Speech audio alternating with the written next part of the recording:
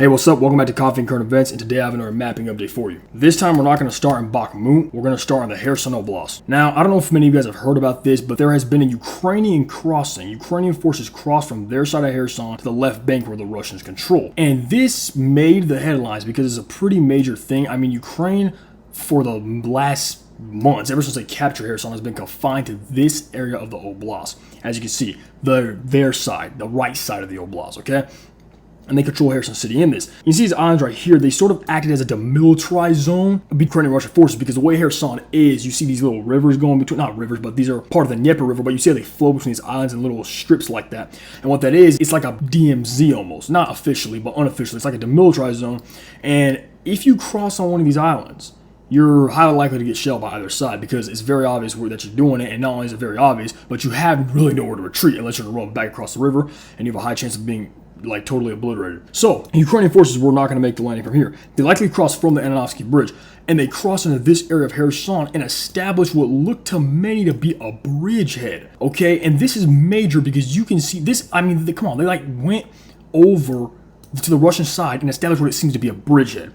Now, here's the thing. The media went crazy with this and made it seem like it was a super big deal. Now, it's not that it's not a big deal, it's just not a super big deal. The fact that Ukrainians were able to cross into this region, seemingly undetected by the Russians, shows an extreme lack of competence on the Russian intelligence apparatus and the Russian military. There's no way in the world, if the United States military were standing on the other side of the Kherson Oblast, that Ukrainian forces would have crossed this side of the Dnieper without being annihilated by either aircraft or artillery. The fact that this happened is absolutely ridiculous. And here's the problem.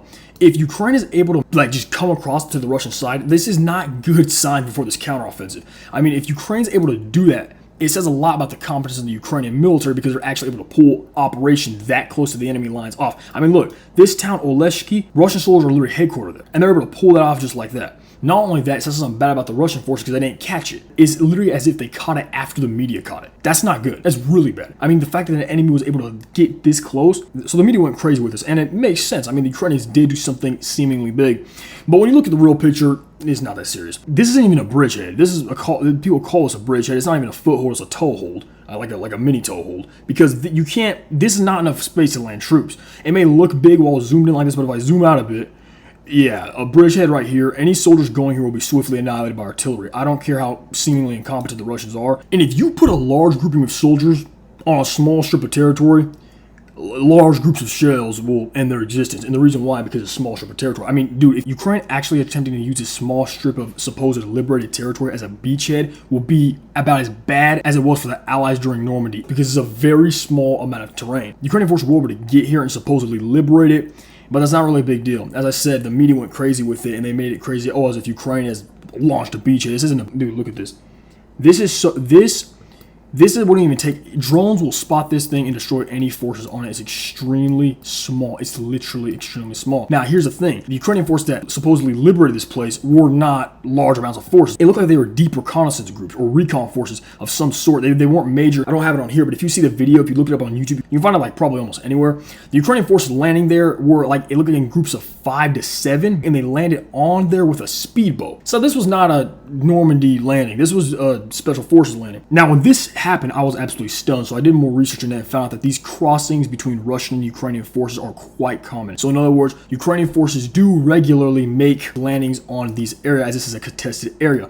Russian and Ukrainian forces have been sabotaging each other's positions, and usually the Ukrainian forces that land on the Russian side of the Oblast are deep reconnaissance groups or sabotage groups, and their goal is to get behind enemy lines. As you can see, the city of Oleshki is heavily occupied by Russian forces, to get behind enemy lines and start causing mayhem, and the Ukrainians have been quite good at that. So it's not super major. This is not the beachhead Ukrainians are going to use for their offensive. As I said, they'll be annihilated in attempting to do so unless they extend this beachhead, but it is major in that it shows the extreme ineptitude of the Russian intelligence community, because this is unacceptable. Put America on the other side of this thing.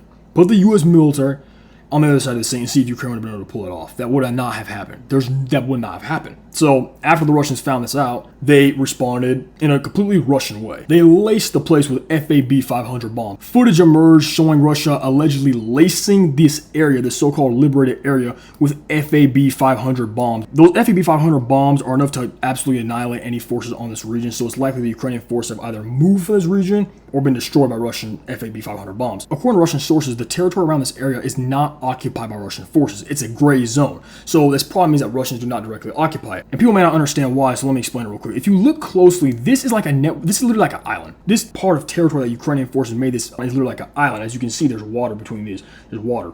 And then you get to the main town of Alexei. After this alleged Ukrainian landing, Russian forces made a video telling the people or the Russian soldiers basically not to be afraid and that they had the situation under control. That footage was geolocated and it was discovered that the Russian forces were in Alexei, meaning they were right there. Any Ukrainian offensive over here is going to have to go through Alexei and they're going to run into Russian forces immediately. We can see that the 126 separate guards, the coastal defense brigade is there, probably like some kind of Russian Marines or something like that.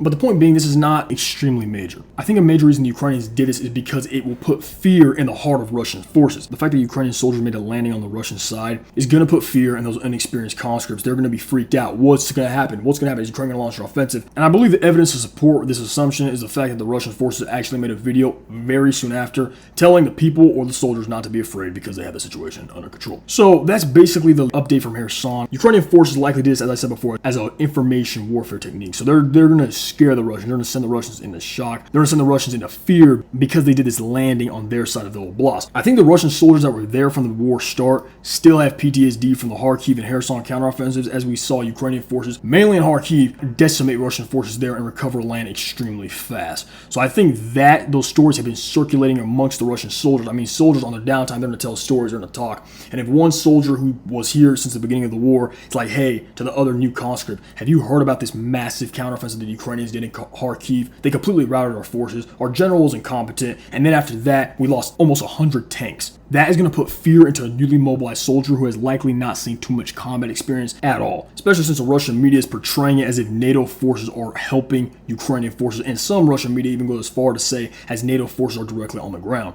So because of that could put fear in the Russian forces. I think the Ukrainians knew that. I think overall that was a pretty brilliant move on their part. That's all I have for you today. Be sure to subscribe to Coffee and Current Events. That way you're not missing out on any updates we have coming at you. We post daily mapping updates and you don't want to miss it. So subscribe to the channel. God bless you, and I'll catch you next time.